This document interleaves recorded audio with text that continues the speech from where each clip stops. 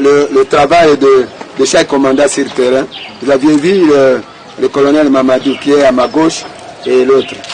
Olobaki, Outaki Kolobawa, Otulaki Mutuna Moko Lobi, que Moussala, il y a un commandant na terrain, Zalakini.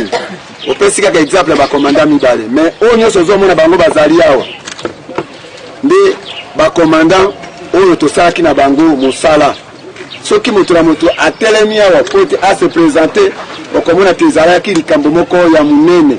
Parce que vous allez, na commandant local, colonel Ala Zaliwana Zalaki, coordonnateur, il y a une opération, vous allez na commandant, Moussousou Azaliwana, le bas Mikombe, Azalaki Kobet, on va écrire, vous avez qu'à mine, et zo Kobeta, et zo Kokoya Kuna, Azalaki Wana, vous allez na, Tede Abisha Région Azaliwana, na commandant Moussousou Azaliwana.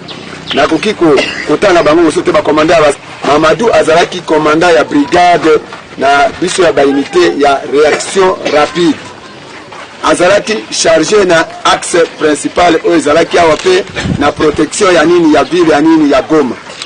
Lokola nani général Ilunga Kapeta azali pembeni na ngai awa yende commandant ya ba taxe force nyonso ya République démocratique du Congo. O ezali baunité d'élite ya garde républicaine.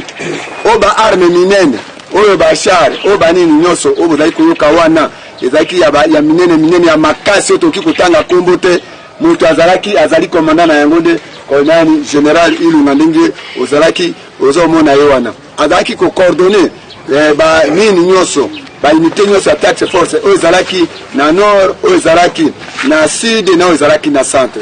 Voilà ndenge ozali komona wana ezali seulement ye moko te ezali na ba commandant nyonso oyo bazalaki kosala musala pona kosala nini pote M23 to bengana yango awa bisika nyonso.